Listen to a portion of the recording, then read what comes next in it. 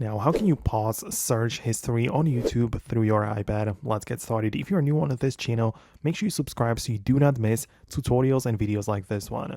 Well, you can locate it within the YouTube app right away. It's built in, it works well, right? So you open up the YouTube, tap on your profile like that, and you need to go to the settings by clicking on the gear icon. And you have some like general settings and whatnot, but you can see the button to manage all of your history right there, and it is tied to your Google account in there, so you can see that you have like the controls of your YouTube history. So you can tap on the saving your history like that, and you can decide to turn it off, right? So you can see you can change the thing in here. You can also set up the auto deletion after a certain period of time. So you can see it's very versatile and you can manage it specifically for your account.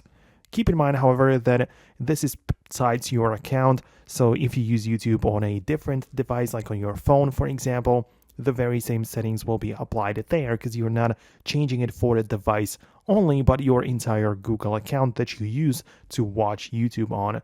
But at the end of the day, as I said, you can find it very easily. It works very well. So hit the thumbs up if it worked for you. Stay tuned for more, and I'll see you later in the next tutorials as well.